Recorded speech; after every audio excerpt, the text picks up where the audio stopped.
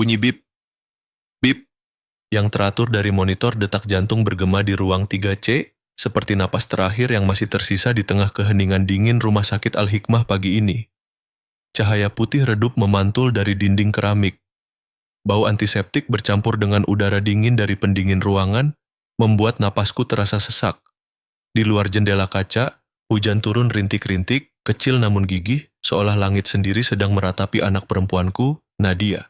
Saya Raka Wiryawan, berusia 53 tahun, pemimpin Wirastil, sebuah kerajaan baja.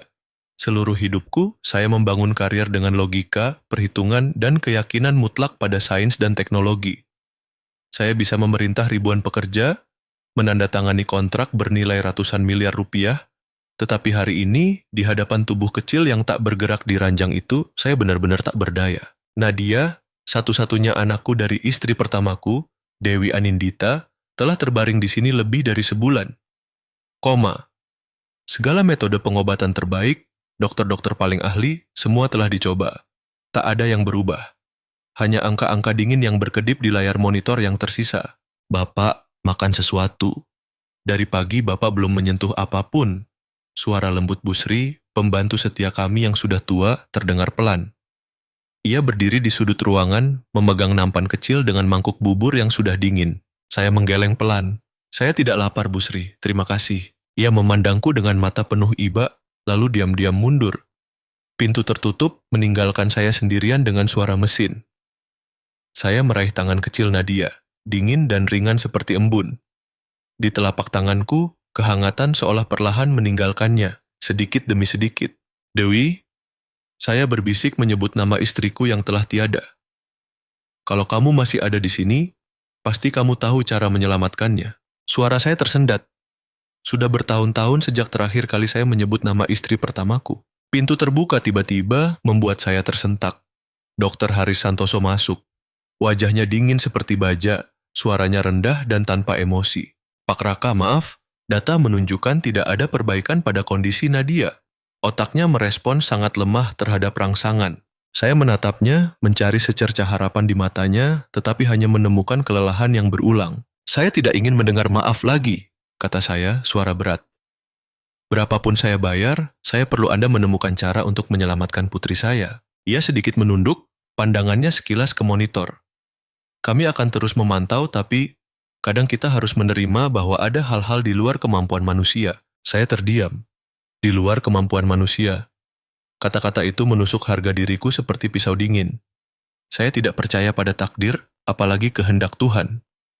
Seluruh hidupku, saya hanya mempercayai apa yang bisa diukur dengan angka dan dibentuk dengan tangan saya sendiri. Pintu terbuka lagi.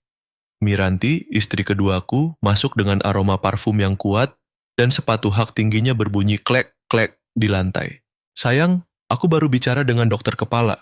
Mereka sedang menyiapkan rencana pengobatan baru. Tenang, Nadia akan baik-baik saja. Saya memandangnya dan mengangguk lemah. Suaranya manis, tetapi matanya hampa. Saya bisa melihat kelelahan dan kegelisahan di pandangannya. Miranti duduk di sampingku, meletakkan tangan di bahuku. Kamu harus istirahat. Aku khawatir kamu tak kuat kalau terus begadang seperti ini. Saya pelan menepis tangannya. Aku baik-baik saja. Aku hanya ingin di sini bersamanya. Ruangan menjadi hening. Tiba-tiba, pintu terbuka dengan keras. Seorang bocah kurus, pakaiannya penuh lumpur, matanya menyala seperti api, berlari masuk. Teriakannya membuatku terpana. Matikan mesin itu, matikan sekarang, Pak. Kalau tidak, putri Bapak akan mati. Semua orang membeku. Sebelum saya bisa bereaksi, Miranti melompat berdiri. Siapa yang izinkan kamu masuk? Satpam. Keluarkan anak ini. Dokter Haris mengerutkan kening, suaranya dingin. Ini area terlarang, keluar, anak kecil. Tapi bocah itu, saya belum pernah melihat mata seperti itu, berdiri tegak, kepala terangkat. Saya tidak akan pergi. Saya tidak akan pergi sampai Bapak mematikan mesin itu. Kalau dibiarkan menyala, dia akan mati. Kalau dimatikan, dia akan hidup. Udara di ruangan seolah membeku. Saya bisa mendengar detak jantungku sendiri. Apa yang kamu bilang? Saya tergagap. Ia menatap lurus ke arahku, matanya tak kenal takut. Allah menunjukkan kepada saya, putri Bapak akan bangun, kalau Bapak percaya. Miranti berteriak, diam, kamu gila. Dua satpam berlari masuk menangkap lengan kurus bocah itu. Dokter Haris meringis, bawa dia keluar, ini rumah sakit, bukan tempat tahayul. Saya duduk tak bergerak. Kata-kata bocah itu bergema di pikiranku seperti petir. Kalau Bapak percaya, saat mereka menyeretnya pergi, ia meronta, berteriak, mereka bohong pada Bapak, mereka tidak ingin dia hidup. Bapak harus percaya pada Allah, bukan mesin. Teriakannya bergema di lorong, menusuk hingga ke bagian terdalam hatiku. Miranti berbalik ke arahku, suaranya tajam. Lihat, pengemis ini semakin berani, kotor. Saya tidak menjawab. Saya tidak memandangnya. Mata saya tertuju pada pintu. Tempat hujan masih turun dan bocah itu baru saja menghilang. Ketika mereka pergi, saya berjalan pelan ke jendela. Di luar, langit Surabaya diselimuti abu-abu keprakan. Dalam hujan, saya melihat bocah itu meringkuk di bawah pohon, basah kuyup. Ia menengadah ke lantai 3, tempat saya berdiri, lalu merapatkan tangannya, bibirnya bergerak dalam doa sunyi. Kilatan petir menyinari wajahnya yang gelap dan penuh tanda cuaca, tetapi mata itu bersinar dengan cahaya yang tak wajar. Saya menggigil. Ada sesuatu dalam tatapan itu yang mengguncang hatiku. Takut, kasihan, dan untuk sesaat keimanan. Bu Sri kembali, meletakkan tangan lembut di bahuku. Pak, Bapak baik-baik saja. Saya mengangguk lemah tapi tidak menjawab. Saya tidak baik-baik saja. Sesuatu di ruangan ini telah berubah. Saya memandang putriku. Wajah kecilnya masih tak bergerak, tapi napasku sendiri bergetar. Untuk pertama kalinya dalam bertahun-tahun, saya berbisik dengan doa sejati, suara saya tersendat di tengah hujan. Ya Allah, jika Engkau sedang mengujiku, tunjukkan jalanku yang benar. Lampu ruangan berkedip, hujan menghantam atap kaca dengan keras.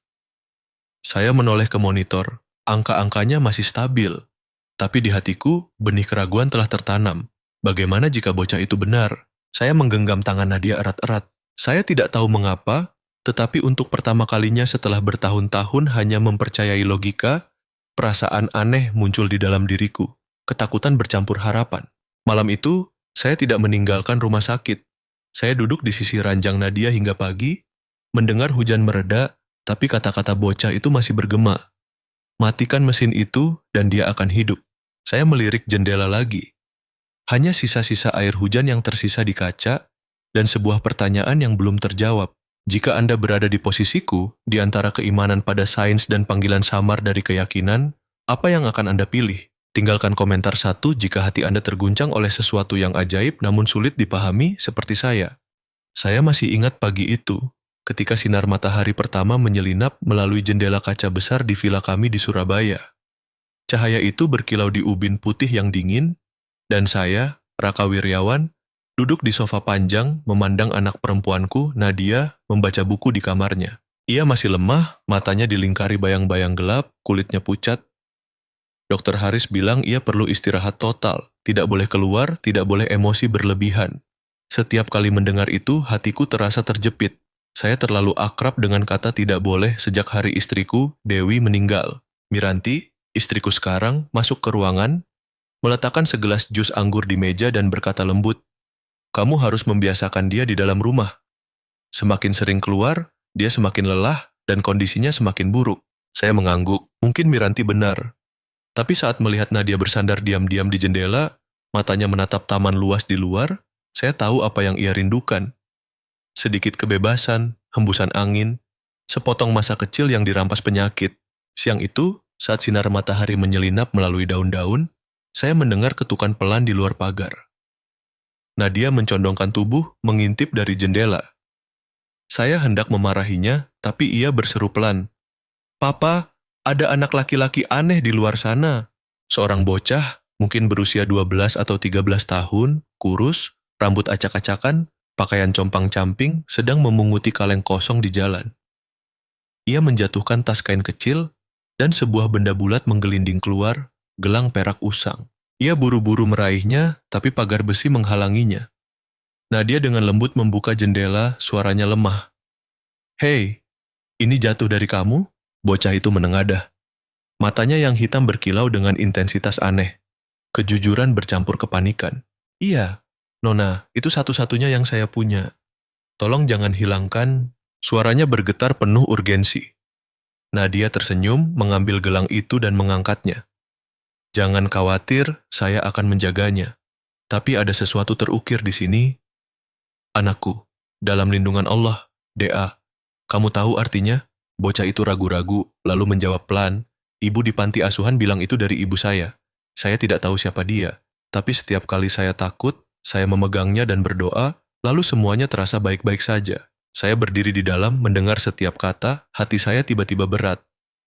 Kata-katanya mengingatkan saya pada Dewi, istri saya yang telah tiada. Ia pernah berkata, Allah selalu ada, meski kita tidak melihatnya. Dan kini, anak jalanan ini menggemakan kata-kata itu dengan suara begitu jernih, menusuk hati saya. Di hari-hari berikutnya, saya perhatikan perubahan pada Nadia. Ia lebih sering tersenyum, pipinya mulai kembali berwarna. Saat saya tanya mengapa, ia hanya bilang, saya punya teman, Papa. Namanya Iman. Iman, nama yang berarti keimanan. Saya melihatnya berdiri di dekat jendela setiap hari, menunggu bocah itu. Mereka berbincang melalui pagar, kadang tentang kucing, kadang bernyanyi pelan. Iman membawa hadiah aneh untuknya. Daun berbentuk hati, batu mengkilap dari sungai, atau kadang hanya doa sederhana. Nadia, Allah tidak pernah melupakan siapapun. Saya tak tega menghentikan mereka. Meski tahu Miranti akan marah jika tahu, saya diam saja. Mungkin, di tengah pengobatan yang sia-sia, persahabatan ini adalah obat yang benar-benar dibutuhkan putriku. Suatu sore, saya pulang lebih awal dari kantor. Dari kejauhan, saya mendengar tawa Nadia, suara yang saya pikir tak akan pernah terdengar lagi. Saya mengintip diam-diam melalui jendelanya. Ia duduk di kursi, melempar bola karet tua ke seberang pagar. Di sisi lain, Iman menangkapnya, tersenyum cerah. Pemandangan sederhana itu membuat mata saya berkaca-kaca. Dua anak, satu di villa mewah, satu hidup di jalanan, menemukan kebahagiaan bersama seolah Allah sedang tersenyum melihat mereka. Tapi kedamaian tak pernah bertahan lama di rumah ini. Malam itu, Miranti masuk ke kamar saat saya hendak tidur. Wajahnya tegang. Kamu tahu apa yang dia lakukan? Dia main dengan pemulung jalanan. Aku melihat mereka. Kalau orang tahu, apa jadinya reputasi kita? Saya mendesah. Dia cuma anak kecil, dia membuat Nadia bahagia, jangan terlalu keras. Miranti tertawa dingin, matanya membeku. Kamu tidak paham, Raka. Orang seperti itu membawa sial. Aku tidak akan membiarkannya masuk ke hidup kita. Keesokan paginya, saya mendengar suara palu, paku, dan bau logam terbakar. Di luar, pekerja sedang memasang pagar listrik di sekitar villa. Nadia berdiri membeku di dekat jendela, matanya penuh kengerian. Papa, kenapa mereka melakukan ini? Saya tak tahu bagaimana menjawab, saya diam. Sore itu, Nadia masih berdiri di dekat jendela, menunggu tanpa akhir. Angin bersiul melalui pagar baja, mengeluarkan suara tajam dan dingin, seolah mengingatkan bahwa dua dunia kini terpisah selamanya. 3 hari berlalu. Nadia menjadi pendiam, tak lagi meminta cerita, tak lagi tersenyum. Saya melihatnya merana setiap hari, dan saya bertanya-tanya, apakah saya sedang membunuh keimanan putri saya sendiri? Lalu, suatu sore hujan, saat saya keluar dari kantor, Nadia berlari ke arahku. Wajahnya berseri. Papa, Iman datang. Saya terpaku. Melalui jendela, saya melihatnya. Berdiri di luar pagar, rambutnya basah, memegang bola karet tua. Angin dan hujan mencambuk wajahnya, tapi ia tersenyum. Nadia membuka jendela sedikit, suaranya bergetar. Kamu basah kuyup, kenapa datang? Iman tersenyum lebar. Aku sudah berjanji kan? Allah tidak pernah melupakan siapapun. Dan jika kita percaya, Dia akan membiarkan kita bertemu lagi. Kata-katanya mengguncangku. Saya melihat mata Nadia bersinar, keimanan yang murni, seolah hujan di luar sedang mencuci semua ketakutannya. Tapi kemudian, pintu terbuka keras, Miranti muncul, suaranya tajam seperti pedang. Tutup jendela itu, Nadia, dan kamu, pergi. Saya berlari mendekat, tapi sudah terlambat. Nadia, ketakutan, menutup jendela dengan keras, air mata mengalir di wajahnya. Di luar, Iman berdiri diam, lalu membungkuk dalam-dalam di depan pagar, berkata pelan, Selamat tinggal, Nadia.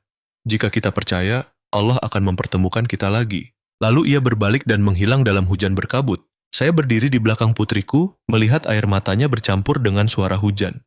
Pada saat itu, saya tahu saya telah kehilangan sesuatu yang lebih berharga dari semua kekayaan saya. Keimanan dan cahaya di mata anakku. Malam itu, saya tak bisa tidur. Saya duduk di ruang kerja, memutar ulang wajah Iman, mata yang polos namun penuh kekuatan. Anak jalanan, bagaimana ia bisa membuat saya merasa begitu kecil? Mungkin Allah mengirimnya untuk membangunkan sesuatu dalam diriku. Saya memandang foto Dewi di meja. Senyum lembutnya seolah berkata, "Raka, kamu tidak bisa melindunginya dengan baja. Biarkan Allah yang melakukannya." Saya menunduk berbisik, "Jika ini kehendakmu, tolong bantu saya memahami pesanmu." Saat saya menceritakan kisah ini, saya masih mendengar suara hujan dari hari itu dan melihat dua anak itu dipisahkan oleh dinding listrik yang dingin. Satu dunia penuh ketakutan, satu dunia penuh keimanan, dan saya berdiri di tengah perbatasan, tak yakin harus mempercayai siapa. Bagaimana dengan Anda? Jika Anda terjebak antara orang-orang terkasih dan seorang anak miskin yang membawa cahaya Allah, apakah Anda berani merobohkan dinding itu? Komentar 1 jika Anda siap merobohkannya, atau 2 jika Anda masih ragu. Malam itu di Surabaya, hujan turun deras. Saya duduk di sisi ranjang Nadia, mata terpaku pada monitor yang berkedip, diliputi rasa tak berdaya. Saya tak tahu bahwa, pada saat yang sama, di sudut kota, Iman, bocah jalanan yang membuat putriku tersenyum, sedang mendengar sesuatu yang akan mengubah nasib kami. Dalam perjalanannya, ia berhenti untuk berteduh dari hujan di Cafe Seroja, tempat cahaya kuning hangat memancar melalui jendela kaca besar. Saat ia meringkuk di bawah atap, ia mendengar suara-suara yang dikenalnya dari dalam. Besok malam cukup 1 dosis terakhir dan dia akan koma permanen. Raka akan hancur total dan segalanya akan menjadi milik kita. Iman menengadah. Melalui kaca yang berkabut, ia melihat 2 wajah. Salah satunya adalah Dr. Haris Santoso, orang yang pernah ada di villa kami, yang saya anggap sahabat dekat.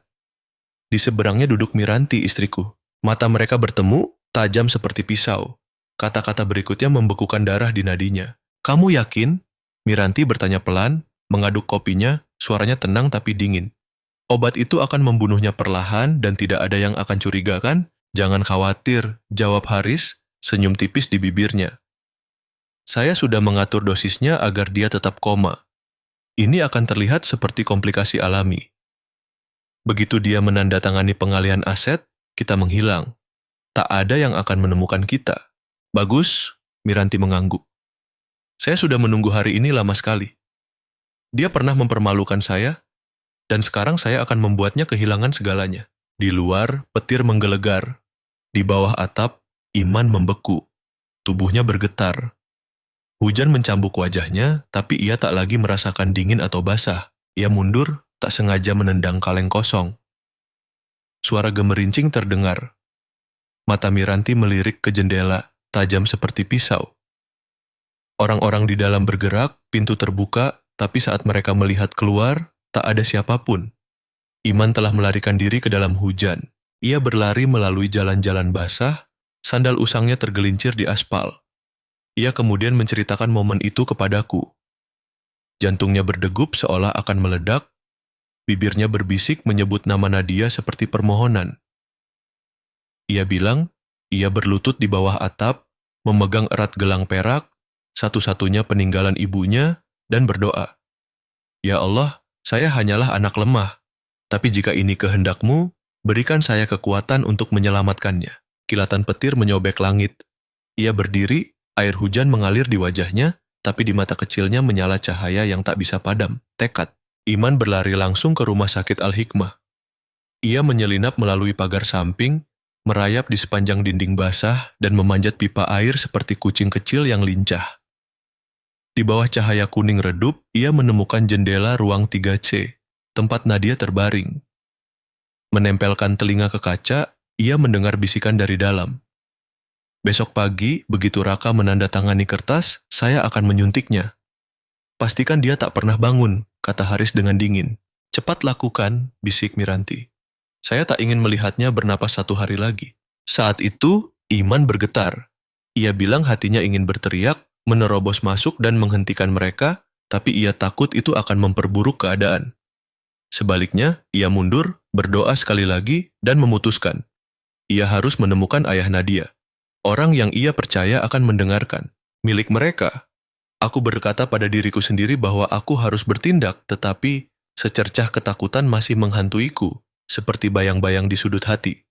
Bisakah aku mempercayai kata-kata seorang anak kecil, dan akankah langkahku justru memperburuk nasib keluargaku? Aku teringat mata Nadia yang memandang dari balik jendela kamarnya, sinar lembut di wajahnya saat dia tertawa, melempar bola ke atas pagar dengan riang. Aku memikirkan gelang perak usang di pergelangan iman, terukir doa sederhana dari ibunya, di bawah perlindungan Allah. Dalam gelapnya keputusasaan yang menyelimuti hatiku, secercah harapan muncul bagai bintang di malam kelam. Jika Iman, anak yatim itu, berani menatap kegelapan, mengapa aku, seorang ayah, tak mampu menghadapi kebenaran yang tersembunyi dalam keluargaku sendiri? Besok pagi, aku tahu kebenaran akan terungkap. Tapi malam ini, satu hal kuyakini. Anak laki-laki di luar sana tidak memilih diam. Dan jika aku masih layak disebut ayah, aku harus mengikuti teladannya, berbicara dan bertindak demi anakku. Ada malam-malam ketika tidur menjauhiku. Aku duduk di ruang rumah sakit yang dingin, dikelilingi dinding putih steril, bertanya pada diriku sendiri dengan suara yang tercekat. Bagaimana seseorang bisa tersenyum sembari merencanakan kematian seorang anak? Bagaimana tangan yang pernah menggenggamku di saat aku rapuh bisa menjadi tangan yang mencampur racun untuk putriku? Dr. Haris Santoso adalah sosok yang kupercayai sepenuhnya seperti saudara. Bersamanya, aku membangun bisnis dari nol, melewati badai kehidupan, tertawa dan berjuang bersama. Dan Miranti, wanita yang kubawa ke dalam rumahku setelah kematian Dewi, istriku, kukira akan menjadi penyembuh luka di hatiku. Aku tak pernah membayangkan bahwa mereka berdua, yang begitu dekat denganku, akan menjadi dalang dari tragedi terbesar dalam hidupku. Semuanya bermula saat Nadia, putriku, pertama kali dirawat di rumah sakit. Haris menatapku dengan mata penuh keyakinan, suaranya tenang namun penuh harapan. Raka, kondisi Nadia sangat langka, tapi aku sedang meneliti obat baru. Jika uji coba ini berhasil, dia punya peluang besar untuk sembuh. Suaranya bagai mercusuar di tengah badai. Aku tak punya alasan untuk meragukannya. Dengan tangan gemetar namun penuh harap, aku menandatangani formulir persetujuan perawatan eksperimental. Keputusan yang hingga kini menghantui setiap sudut hatiku seperti bayangan yang tak pernah pergi. Aku tak tahu bahwa tanda tanganku telah menjadikan Nadia pion dalam permainan keji mereka. Beberapa hari kemudian, aku mulai memperhatikan hal-hal kecil yang mengganggu. Haris dan Miranti sering bertemu secara sembunyi-sembunyi, berbisik di sudut-sudut rumah sakit. Aku mengira itu hanya urusan pekerjaan, tapi ada yang tak beres. Pandangan mereka yang terlalu lama, nada Miranti yang berubah saat menyebut obat itu, dan, yang paling mengusik, cara dia memandang Nadia. Bukan dengan kasih atau iba, tetapi dengan sorot iri yang dingin, seperti melihat saingan. Aku tak memahami makna di balik semua itu hingga Iman, anak yatim yang sering bermain dengan Nadia, menceritakan apa yang didengarnya di kafe Seroja. Kata-katanya sederhana, namun bagai petir yang menyambar. Mereka berencana menyakiti putriku. Potongan-potongan di pikiranku mulai tersusun, membentuk gambaran mengerikan yang tak ingin ku percaya. Keesokan paginya, aku beralasan pergi untuk urusan bisnis, namun kembali ke rumah sakit lebih awal. Aku berdiri di luar kantor Haris, jantungku berdegup kencang, tanganku dingin. Melalui kaca buram pintu, aku mendengar suara Miranti, tajam dan dingin. Kau yakin dosisnya cukup untuk menyelesaikannya? Haris menjawab dengan nada datar, seperti membahas urusan sepele. Ya, aku sudah mengujinya pada pasien lain. Tak ada yang curiga. Dia akan koma, tubuhnya melemah perlahan. Dalam beberapa minggu, mereka akan mengira dia kalah melawan penyakitnya. Bagus, kata Miranti, suaranya disertai senyum tipis yang kini kuingat sebagai pisau tak kasat mata. Kita tidak membunuhnya, hanya membiarkannya tidur selamanya. Kata-kata itu menghujam hatiku seperti belati yang merobek jiwa. Aku mundur selangkah, kepalaku berdengung, dunia seolah berputar. Pintu kantor itu adalah garis pemisah antara terang dan gelap. Satu langkah masuk, dan semua rahasia akan terbongkar. Tapi kakiku terpaku, seolah terikat oleh keraguan. Bagian dari diriku menolak untuk percaya bahwa mereka, orang-orang yang kusebut keluarga, bisa sekejam itu. Aku pergi, membawa beban keraguan yang cukup untuk menyiksaku, namun belum cukup untuk membuatku menghadapi mereka langsung. Aku memutuskan untuk menyelidiki masa lalu mereka, mencari jawaban atas kecurigaanku. Hasilnya membuatku terpana seperti disambar petir di siang bolong. Haris Santoso, dokter mantan militer, berasal dari keluarga miskin. Ayahnya adalah insinyur di perusahaanku bertahun-tahun lalu. Pria yang berdedikasi namun kupecat karena kesalahan fatal dalam produksi. Tak lama setelah itu, dia meninggal karena sakit. Mungkin kebencian Haris padaku lahir dari luka itu, tersimpan rapi di balik senyumnya yang sopan. Miranti, di sisi lain, pernah menjadi pembantu di rumah kami saat Dewi masih hidup. Dewi, dengan sifatnya yang baik namun kadang angkuh, pernah memarahinya karena menumpahkan teh, hal sepele yang kini terasa seperti benih dendam.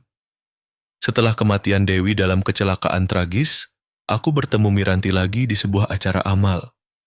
Dia tampak berubah, lembut dan penuh pengertian, hingga aku menikahinya, tak pernah menduga ada kebencian yang mengakar di hatinya. Mengetahui masa lalu mereka, aku merasa seperti orang bodoh yang buta. Aku selalu menganggap diriku bijaksana, rasional, pandai membaca orang. Namun, dalam kesombongan dan kesepianku, aku menjadi mangsa sempurna bagi rencana jahat mereka. Haris menyembunyikan kejahatannya di balik kedok penelitian medis. Miranti menutupi keserakahan dan kebenciannya dengan air mata palsu. Dan aku, dengan kepercayaanku yang membabi buta, menandatangani surat yang nyaris menjadi vonis kematian bagi putriku. Aku masih ingat malam ketika Miranti membawakanku segelas air saat aku duduk di samping tempat tidur Nadia. Jangan terlalu khawatir, Raka. Allah akan melindungi Nadia, katanya. Suaranya lembut seperti istri yang penuh kasih. Aku meminum air itu, tak menyadari bahwa sementara aku berdoa untuk kesembuhan anakku, dia berdoa agar Nadia tak pernah bangun lagi. Sekarang, duduk di ruang rumah sakit yang dingin, menatap Nadia yang terbaring, seperti malaikat yang tertidur, iman dan keraguan bertabrakan hebat dalam dadaku. Kata-kata iman bergema seperti panggilan dari hati nuraniku. Mereka ingin membunuh Nadia. Aku tak bisa lagi menyangkal kebenaran itu. Dengan tangan gemetar, aku menyalin semua catatan medis Nadia. Di antara halaman-halaman itu, aku menemukan nama obat yang asing, sesuatu yang tak pernah ku kenal. Tanda tanganku terpampang jelas di formulir persetujuan. Aku adalah korban, sekaligus kaki tangan dalam kejahatan ini. Kata-kata mereka, kita hanya membiarkannya tidur selamanya, bergema di kepalaku seperti mantra yang menghantui. Aku tahu, diam akan menghabiskan segalanya yang kucintai. Tapi berbicara berarti menghadapi kenyataan mengerikan bahwa aku telah memungkinkan kejahatan ini terjadi. Malam itu, aku berdiri di lorong rumah sakit di depan kaca buram kantor Haris. Aku mendengarnya berbicara pada Miranti, suaranya pelan namun jelas. Besok pagi, semua akan selesai. Miranti mengangguk, bibirnya membentuk senyum tipis, ringan seperti pisau yang menggores kulit. Aku mengepal tangan, satu pikiran menguasai benakku. Aku harus menyelamatkan putriku. Meski itu berarti menghadapi wanita yang pernah kupanggil istri. Aku menghubungi seorang teman lama di kepolisian, mengisyaratkan kecurigaanku tanpa menyebut detail, karena aku tahu tanpa bukti, tak ada yang akan mempercayaiku. Waktu terasa menipis seperti pasir yang jatuh dari genggaman. Aku kembali ke kamar Nadia, memandang wajahnya yang tenang di bawah tabung-tabung pernapasan. Aku menyentuh keningnya, berbisik dengan suara yang hampir pecah. Anakku, Papa tak akan membiarkan mereka menyakitimu lagi. Di luar jendela, hujan turun deras. Namun kilat sesekali menyambar, menerangi kegelapan. Mungkin itu isyarat dari Allah, bahwa saatnya telah tiba untuk menyingkap bayang-bayang yang menyelimuti kebenaran. Aku pernah percaya bahwa segala sesuatu dalam hidup bisa dijelaskan dengan akal. Penyakit punya obat, kesalahan punya perbaikan, dan iman bisa menunggu waktu. Namun, pagi itu di ruang 3C Rumah Sakit Al-Hikmah, aku menyaksikan sesuatu yang mengubah pandanganku selamanya. Sebuah mukjizat sejati. Fajar menyingsing, sisa hujan malam masih menempel di jendela. Aku baru saja kembali dari kantor polisi setelah mengajukan pengaduan terhadap Haris dan Miranti ketika ponselku berdering. Suara kepala perawat penuh kepanikan. Pak Raka, seseorang mendobrak pintu ruang 3C.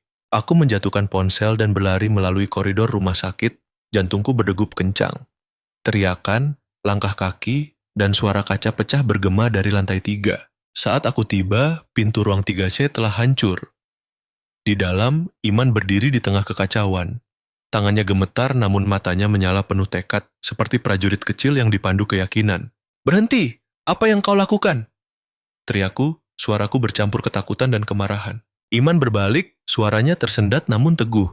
"Pak Raka, Allah menyuruhku melakukan ini. Jika aku diam, Nadia akan mati. Sebelum ada yang bisa menghentikannya, Dia bergegas ke tempat tidur Nadia, mencabut selang infus, dan menarik tabung pernapasan dari mulutnya. Bunyi bip stabil dari monitor berubah menjadi lolongan mengerikan yang panjang. Ti. Semua orang membeku. Miranti berteriak histeris, wajahnya penuh ketakutan dan kemarahan. Anak gila, kau telah membunuhnya. Haris berlari masuk, berpura-pura panik. Cepat, pasang kembali alatnya, dia akan serangan jantung. Aku berdiri terpaku, dunia di sekitarku kabur. Nadia terbaring tak bergerak, bibirnya pucat, wajahnya tenang seperti malaikat yang tertidur. Jantungku terasa hancur, seperti ditarik ke dalam jurang. Ya Allah! Bisikku, suaraku nyaris tak terdengar. Jika ini salahku, hukum aku, tapi jangan ambil putriku.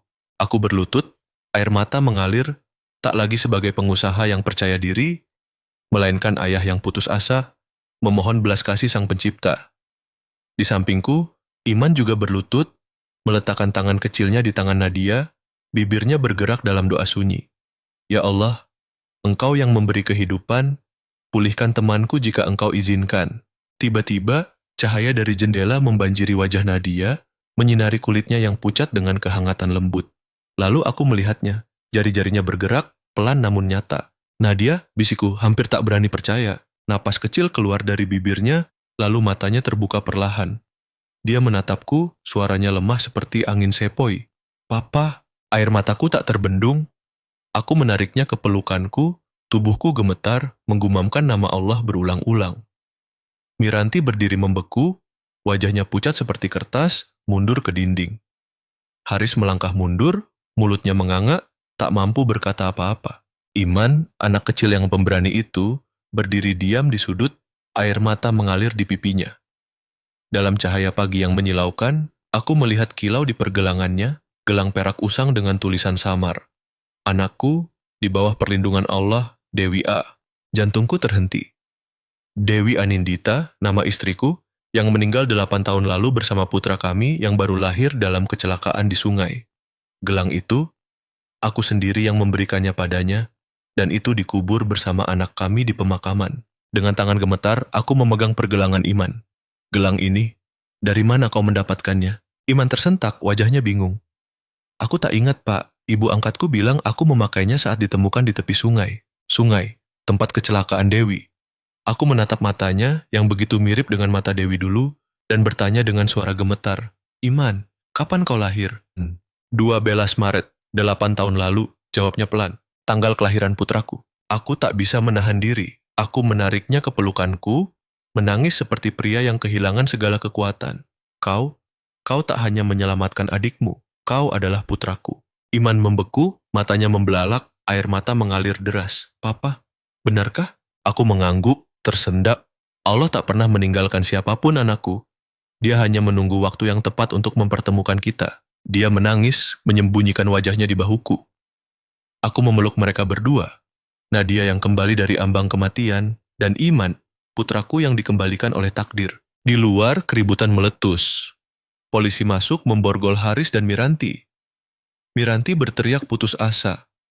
Aku tak bermaksud membunuhnya. Aku hanya ingin kau menderita seperti aku. Haris menunduk, berbisik. Aku hanya ingin balas dendam untuk ayahku. Aku memandang mereka tanpa kemarahan, hanya kekosongan. Kebencian membuat kalian lupa siapa kalian. Allah melihat segalanya. Mereka dibawa pergi, suara borgol berdenting di keheningan. Cahaya pagi membanjiri ruangan, dan aku memeluk Nadia dan Iman mendengar kicau burung di kejauhan seperti lagu harapan yang lembut. Mukjizat ini bukan hanya tentang Nadia yang selamat, tetapi tentang Allah yang mengembalikan putraku kepadaku. Dia tak menghukumku dengan penderitaan, melainkan memberiku kesempatan untuk melihat kebenaran dan cinta yang telah hilang. Aku memandang Iman dengan penuh syukur. Allah mengirimmu untuk menyelamatkan kami semua. Dia tersenyum, matanya berkilau di bawah sinar matahari. Papa, aku hanya melakukan apa yang Allah ajarkan. Percaya pada kebaikan meski semua orang takut. Nadia tidur nyenyak di pelukanku, napasnya lembut seperti lagu pengantar tidur. Cahaya pagi menyala terang, seolah langit sendiri ingin menyaksikan reuni kami. Sebulan berlalu sejak hari itu, hari ketika Allah mengembalikan putriku dari kematian dan putraku dari takdir yang hilang. Setiap pagi, saat suara Nadia memanggil, Papa, aku bangun, aku berlutut, Mengucap syukur kepada Allah dengan hati penuh. Di kantor polisi, aku melihat rekaman kamera keamanan. Diriku yang naif mempercayai Haris dan Miranti yang tersenyum saat menyuntikkan racun ke infus Nadia. Senyum itu dingin, seperti jiwa yang telah tersesat. Saat dihadapkan, Miranti menjerit. Aku hanya ingin diakui, dicintai. Kau tak tahu betapa aku dihina seumur hidup. Haris berbisik. Ayahku mati karena kau. Aku ingin kau merasakan itu. Aku menjawab pelan. Kebencian hanya membunuh kalian dari dalam. Allah selalu adil. Nadia pulih sepenuhnya, senyumnya kembali bersinar seperti dulu. Aku mengadopsi Iman sebagai putraku. Saat menandatangani dokumen adopsi, aku berkata dengan suara parau. Anakku, kau tak perlu mengembara lagi. Ini rumahmu. Iman memelukku, menangis. Papa, aku akan melindungi Nadia seperti yang kujanjikan pada Allah. Kami pergi ke Masjid Al-Falah berlutut bersama dalam keheningan. Ayat-ayat Al-Quran mengalir menyapu luka di hati kami. Aku mengerti bahwa iman tak menghalangi penderitaan, tetapi memberi kekuatan untuk menjalaninya. Di tepi sungai, tempat aku kehilangan Dewi dan putraku 8 tahun lalu, Iman melempar kerikil ke air. Aku pikir Allah melupakanku saat aku hidup di jalanan. Tapi dia menyembunyikanku dalam gelap untuk mengajarkan iman. Aku mengacak rambutnya, tersenyum. Dan dia menggunakanmu untuk menyelamatkan imanku. Malam itu, aku menuliskan kisah ini.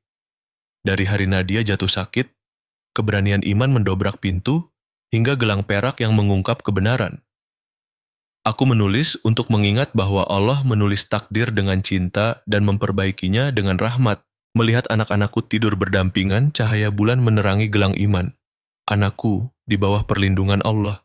Kehangatan menyebar di hatiku, seolah Dewi tersenyum dari surga. Mukjizat datang dari hati yang percaya. Allah mengambil segalanya dariku, hanya untuk menunjukkan bahwa yang terpenting disimpan dalam iman, bukan tangan. Fajar menyingsing, cahaya membasahi wajah Iman, seperti awal baru yang penuh harapan. Jika ceritaku membangkitkan kepercayaan pada takdir, bergabunglah denganku untuk merangkul lebih banyak kisah iman dan harapan. Mungkin cerita berikutnya adalah milikmu.